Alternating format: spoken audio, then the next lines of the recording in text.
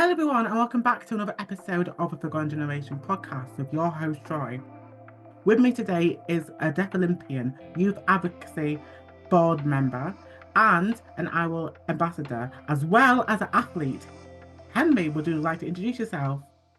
Hello, thank you so much for having me, Troy. My name is Henry Hughes. I'm a Deaflympian, as Troy said, and I'm also a trustee and a huge advocate in so many portfolios, which I'm sure we'll all get into later today. And yeah, I'm so excited for being here. Thank you for having me.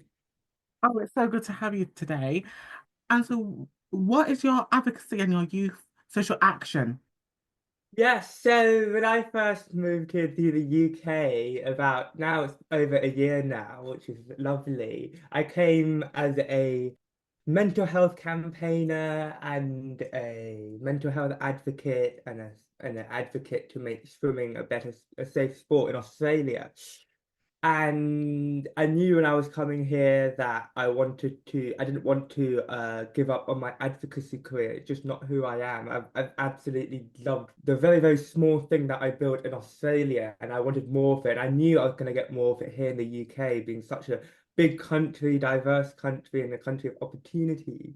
So I then started to open up into a huge portfolio now of issues and causes that I support from a variety of different roles. So I am a trustee for White Ribbon UK, which looks into educating men and young boys how to behave around women and girls and what is appropriate behavior to stamp out sexism and misogyny, which is something, if you know me very well, I don't tolerate at all, not even one bit, and especially in sport, I see it a lot. So I became a trustee for them. And then I have Board for Racial Diversity, which is a charity that looks into helping increase the diversity across the UK, which is something that I believe is very much needed. And then, as I mentioned, with this very colourful background, I know people can't see it, but Troy knows I have a very colourful background. It's because I'm also a board member for 64 Million Artists, and it's to help empower creativity across the country, whether it's in the workplace or whether it's in family life or in personal life, and using creativity as a means for change. And then my two youth board roles are the EY Foundation, that which looks into helping young people on free school meals to gain better employment. So there's a lot about social mobility and a lot about how to unlock potential and opportunities for those young people on free school meal. And then my last role, I know not my last role, actually there's two roles. My last board role is mental health innovation, which recently went through a merger with my old charity, The Mix, for young people. And basically, just cut it short, I help oversee more mental health and more views of young people. And then the one that Troy and I know each other from, the IWIL ambassador role, which is something that I absolutely love. And I've had some great opportunities that I have done since then. I can't believe there's only like, what, half a year left until I finish my first year. So really nice, really nice. Wow, it just feels so long since you became our ambassador because it feels honestly like literally yesterday since we were having like a talk about it. But honestly, you've actually done so many incredible things. It's crazy. I know. For me, it's like I always had a philosophy of having a portfolio of different courses in different roles. And if you notice, all my roles don't conflict with each other. I will never like go to a rival, and I don't like to do too many roles in one area. Like I could have easily have done five different roles in mental health across five different charities. But then I always thought that I wanted to give myself to those causes that are undersubscribed, I always say. So issues like education, issues like climate change, and mental health is a personal one, so I keep mental health. But those mainstream issues, I'm very confident there's already so many great advocates and activists and campaigners that want to support their causes. So I more look at causes where people are tried to go to or people are more afraid to touch. So what do? I am it's very hard to find a young guy that talks about domestic violence and sexism and misogyny and the elephant in the room. But that's why I went to White Ribbon, and that's why, Board for Racial Diversity UK, still a mouthful. I'm still learning that because we changed our name. Uh, it's about trusty diversity and telling the adults it's just not diverse enough and it's just not acceptable. And then using the power of creative, like all these issues that I stand for, it's because they're so undersubscribed and they need more attention. So that is the philosophy behind my portfolio of advocacy work. Yeah, I just like I love that because like honestly, I love it about you because you're so ungrounded on what you do and you're so much on inspiration to so many. And honestly, you're just an inspiration to me at this moment in time because like about you talking about all the challenges, all the lived experiences you've been through. It's absolutely amazing. And so what has actually made you like uninspired to make that difference? And especially in sport. And like was it something you wanted to do on sport? Yes, so part of my life story is that when I was 13, actually, when I was 13 and I went to the Deaflympics, it was the greatest experience of my life, greatest experience of my life, going as a Deaflympian at 13 years old in Australia. And when I came back, it's like falling off cloud nine and hitting straight down to ground zero because nobody supported my transition back. Nobody helped my transition back. I went from racing countries like America and Turkey and Russia and UK, you name it, to racing local swimming clubs, which was such a hard mindset shift especially when you've been working towards something for so long. And when I got back, nobody even knew I went, nobody recognized it, nobody applauded it. And I went through a period of depression, a long period of depression, and it was just something that I've said many, many times that it was so hard for me to swallow, but I did. And when I did, I realized, what am I going to do next? And that's when my first advocacy role, the Swim in New South Wales Youth Advisory Panel, popped up. And that's where I saw my chance to, make my life a bit easier, but other deaf people, swimmers' life a lot easier. So when I applied, I got in and I stayed there for about 4 years. And that was my motive, that was my first step into advocacy. And I was only going in just because I didn't like how people were treating deaf people.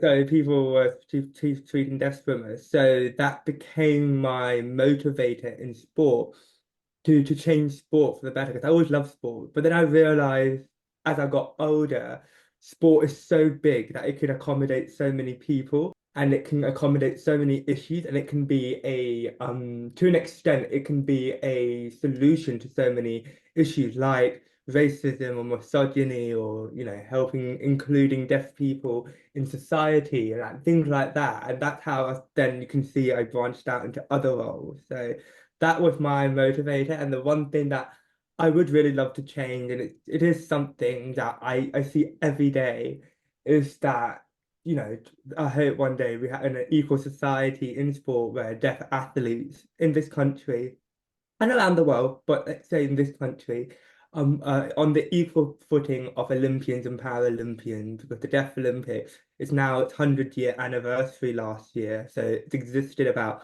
40 years before the Paralympics. And if you go and read history of the Deaf Olympics, you'll be so amazed on how the creation of the Deaf Olympics came about. So yeah. Wow. Honestly, just wow. Like, and your inspiration, honestly, wow. Like, and you literally talk about how much actually on sport has very much impacted you and your life, which I think is so rewarding. And you just come such a long way. So, has there ever been times where you felt like, and this is hard, like life is hard, and I can't do this anymore? Like, am I getting hurt? Am I doing this sport to like and to make a difference and for myself, but also for others? And has there been like on personal and barriers you faced? Yes, so a barrier I've always faced was my intersectionality. So for those who are not looking at me right now, so those who are not Troy, I am a deaf person, but I'm also from South Asian descent. and I'm also part New Zealand. This is what people don't know about me. My fun fact will always be I'm born in New Zealand. And so there's so many layers of me when you get to understand me, of my intersectionality. And growing up in Australia, which is not, I love Australia. It's a beautiful country, but growing up in Australia as a society, it felt very lonely because it's not as a diverse country as the UK is. So when I first arrived here and I saw, oh my God, there's a great community, vibrant community of multiculturalism. You see your Caribbean friends, you see your Muslim friends, you see your Jewish friends, and then go and so forth, so forth. It's just the number of people that you meet, and you think, wow, what a world, what a world. And people are fighting over this world, and I'm looking at this world going, it's so beautiful, with such a brilliant, vibrant community we have in this country that it started to heal a lot of those cracks, I faced over the years, a lot of those insecurities that I had of myself. And it doesn't mean everything's rosy. I mean, still to this day, to tell people what a deaf person hears and how much I can hear and what kind of level of hearing I have and how far can I hear and how close can I hear and whether I can lip read and whether all these things, these questions that one person will ask and times it by so many people that want to ask me, it can get tiring. And that's why I do advocacy work, because I don't want to explain myself to people one on one anymore. I rather people see my action and be like, that's what a deaf person is. That's what a Henry is. I don't need to ask Henry who he is, because Henry will show you who he is. He'll go to Westminster and meet some ministers, or he'll go and live on Sky Sport. I'm not bragging, by the way. I'm just giving you an example of what I did last year. You go live on Sky Sport. That's what a deaf person is. A deaf person is what Henry's like, as opposed to the old mindset of people where they think dumb and deaf, and that's a stigma that's still somewhere in there that we need to root out. So yeah. I love that, I don't brag about what you do because you're brilliant at what you do. Oh, thank you, thank That's you. incredible. And so what do you think and should be spoken more about in sport? And do you think that people should talk about sport a bit more? And what do you think are the issues that young people are facing right now and as well? Yeah, I mean, sport for me, and unlike my lecturer who always says that sport can only help to a certain extent, which I do agree with him on some bits, but it's just it. I mean, if it's not sports to bring people together, then what? And I understand there are people who don't like sport or don't participate in sport, but for those that do, it can be such a healing thing. I mean, the feeling it gives you, only people know that to themselves. And I think that's why I love talking about sport. But people don't realize I'm not just a sportsman. I can talk politics. So that's why when you ask me that question, I'm like, oh good, I can talk politics. So I mean the top three issues that they are, I don't think they're talked about enough amongst adults and amongst even young people. And I think it's the first one is the polarization of politics. And I think it has just pushed young people to the extreme. And more specifically, the radicalization of young men to the far right and the right of the spectrum. I mean, you see it in America, you see it here, and people talking about Elon Musk, Andrew Tate, Nigel Farage, Tommy Robertson, and this misinformation like tsunami that I just don't think people are talking enough about it in advocacy. People are talking enough about it in media, but they're not talking enough about it in advocacy. And I think that is something that needs to be worked between adults and young people, not separately. So that's one of the issues. The second one is actually, and I think it's just such a huge mistake. This country doesn't do it, but America does this really well, and you hear it in their elections. This idea of being American, this American dream, what the values of being American, and you hear presidential candidates always go on the stage and go, "This is what it means to be American. This is what it means to be in our society." I don't hear enough about it here. you don't hear the Prime Minister, regardless of what party, stand up and say, this is what it means to be British. This is what it means to have a British dream. When people aspire to come to this country, it's because they have a dream that one day they're going to be the role model citizen of this country. And it's what I think is lacking. And I think that's why there's so much disharmony in this country, because we're also fragmented in our identity in this brilliant multicultural society are, but we don't have this model citizen of what it means to be British. And I think that is something that I think needs to be spoken more about. And then the last one is, and that's something that I know is going to come back in the last 4 years. I say 4 years because the limit of a presidential term. It's mental health, and it's there's so much going on in the world, whether it's war, the American situation, populism in Europe, and people are going to go through a lot, and I'm worried about for people. And I'm being, as my younger brother will always say, regular empathetic Henry. I'm worried for young people, and I'm worried for people in general that how are we going to get through the next 4, 5, 6, 7 years. And that's what goes back to the conversation of identity. And we need to find our identity as a society. And when we understand what we want to work toward as a society and as an identity of this nation, and I think that will solve a lot of issues. So I know I rambled on a bit, but that was my political pour out, if you want to call it. I loved it. I love this like a political talk. I loved how you very much unexplained about the issues that you think are facing for like of a day and age of young people, but like, because like a lot of these issues are so important, and you are right.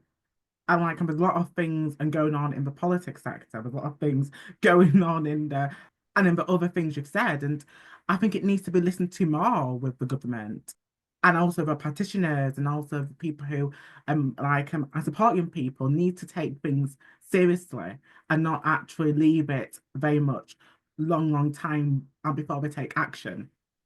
Yeah, yeah, I totally agree. Yes, and do you actually think that political and parties need to come to schools and colleges or the other or education settings to actually talk to us and people about the issues that we face and talk to us about ways of improving it. Yeah, I mean, I don't know if people know one of my favorite podcasts, if not my favorite podcast, obviously apart from Troy's amazing podcast, is the Rest is Politics, and with Alistair Campbell, Roy Stewart. And one thing Alistair Campbell always talks about this particular government, but even previous government, that they don't know how to communicate their message.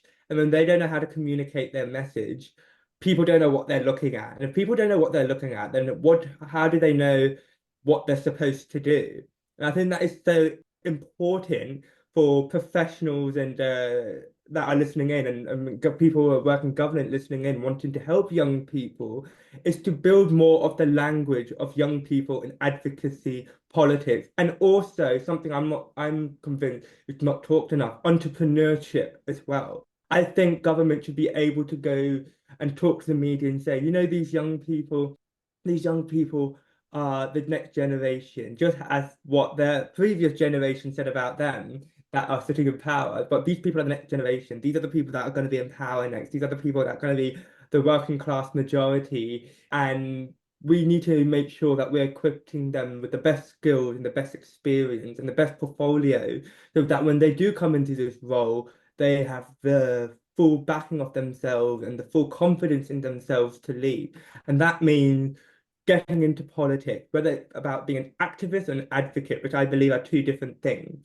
Being an activist or an advocate in politics is about understanding how to advocate for issues. And one thing I always say to young people is, yes, I love your interest in fire in politics. But before you go into politics, for some people, go and advocate for social issues, go and advocate for domestic abuse, go and advocate for better support in mental health, go and advocate for, because when you go to those kind of areas, go and learn your trade, because it's very useful to learn your trade, then go into politics. Otherwise, you'll go into politics and realize it's all about social issues and not and you don't know how to talk about social issues because you didn't go out and have that experience of what it's like to talk to a domestic abuse survivor or a victim.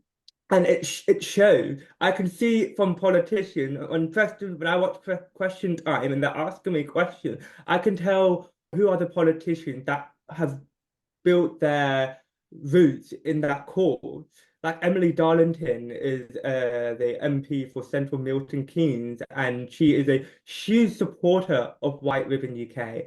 And you can just tell when she talks about domestic violence, it's because as a councillor, she did a lot of work around domestic violence, and then she went into politics because of domestic violence. And she's been such a strong ally for us in Parliament. I can see it. I mean, I went to a White Minister reception last year, and I saw over 80 MPs and ministers and Speaker of the House, and you can just tell people by how they conduct themselves and how they talk about their issues. So I really believe that the government and professionals should be connecting that to young people.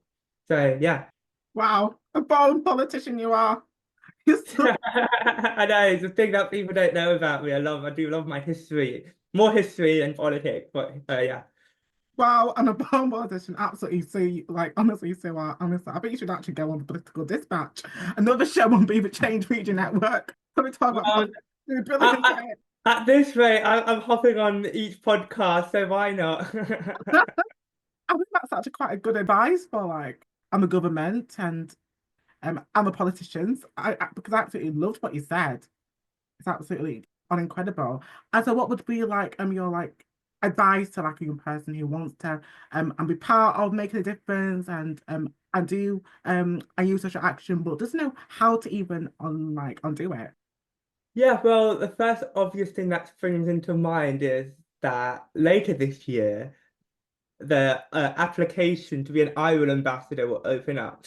So this is a plugging from both of us to say when that application does open up, please do apply. And it doesn't matter whether you started your advocacy journey, it doesn't matter if you're 10 years down your advocacy journey. At the point where I was, yes, I was very experienced in my advocacy, but not in this country, which meant that it was a great way for me to understand what are the issues in the UK, which are very different from the issues in Australia. I mean, you're talking about two countries and two opposite polar opposites of the world, and a completely different identity and politics and social lifestyle. So I needed to understand the issues here. That's why, being an Ireland ambassador was great because I was able to use those opportunities to look at different issues and meet different people from different areas of the country, whether they're in Scotland, Northern Ireland, Wales. I hope they're all listening in and they know that I'm thinking about them. I haven't forgotten about them. And it's been so good to be able to contribute as an Ireland ambassador. So that's the first thing I would say is to, when that opportunity does come up, please do apply.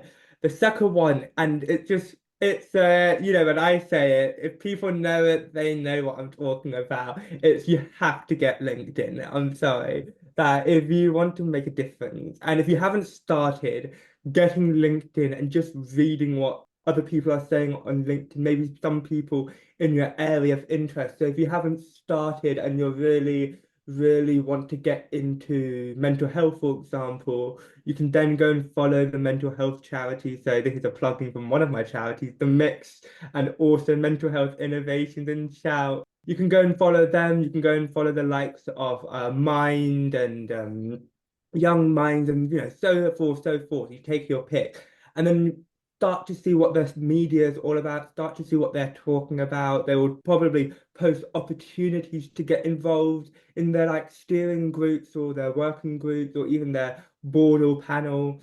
And then you can see the people that work in those charities. You can start to follow them, connect with them, and then you build your way up. Some people build very quickly, some people build very slowly. I always say go at the pace you feel comfortable with because it is a big world. But when you get really deep, you realize how small this advocacy world is and how lovely it is. And that's why, my best friends are all in advocacy because they have lived experience, they know what it means. So that's the second thing. And then the last thing is something that I always say to people. It's about understanding who you are. Now, this is a conversation that people go, but I don't understand who I am, or I do understand who I am, but I don't know how to talk about who I am.